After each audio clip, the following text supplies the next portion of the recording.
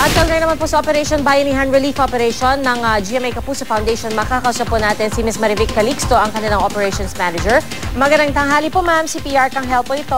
Magandang tanghali din, Pia. Ma'am Marivic, ano po ba ang mga kailangan pong i-donate ngayon? Or ano po ang mga pwedeng i-donate na ating mga kapuso para po dun sa mga kababayan natin na sinalanta? Opo, ngayon po, talagang bukas na ang Kapuso Foundation sa pagtanggap ng mga donasyon. Malaking pangailangan po talaga, syempre, sa pagkain, mga delata, bigas, tapos syempre tubig, tapos may mga nangangailangan din ng mga banig, kumot, syempre mga damit din. Oho. So kung gusto kong mag-donate, paano ho, dadalhin lang po sa tanggapan po ng Kapuso Foundation? Opo, pwede po nilang dalhin dito sa tanggapan namin sa GMA Kapuso Foundation o kaya po sa aming warehouse po sa Tandang Sora. At syempre dun po naman sa gusto mang mag-donate po ng mga cash donation, meron din po kami mga bank accounts kung saan pwede nilang ipasok ang kanilang donasyon. Actually, kanina po, Ma'am Marivic, nabanggit na po natin yung mga bank accounts ng GMA Kapuso Foundation. Ulitin lang po natin, di ba wala hong service fee ito? Opo, so may mga bangko po kami sa Metro Bank po. Wala po kaming ano doon. Opo. At tax deductible po? Ano po yun? Tax deductible? Opo, wala pong silang babayaran. Wala pong charge ang ano nila kapag nag-deposit sila doon. Oho.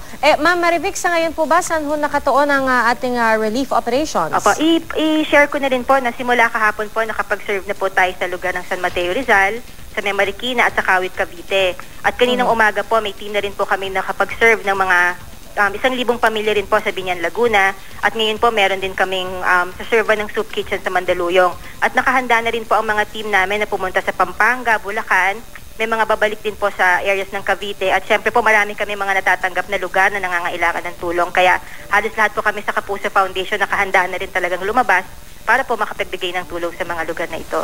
Oho. So ma'am, ngayon, yung goods lang po ang kailangan natin. May mga volunteers ho ba na para po sa mga repacking? Opo, yun po. Kung may mga gusto naman din po mag-volunteer, bukasin po ang aming warehouse para po sa mga gusto mag-repack ng mga supplies. Okay. Ma'am Marivic, para malinaw lang din po, hanggang anong oras po ba pwedeng magpadala ng mga donations sa foundation? Opo, sa ngayon po kasi dahil nga po medyo talagang nakahanda po talaga kami ngayon naka 24 hours operations po kami. May ilang staff po na may iwan talaga dito sa aming opisina para tumanggap ng donasyon. Alright, Ms. Marivic Calixto, Operations Manager ng Kapuso Foundation. Maraming salamat po, ma'am. Okay, maraming salamat din po.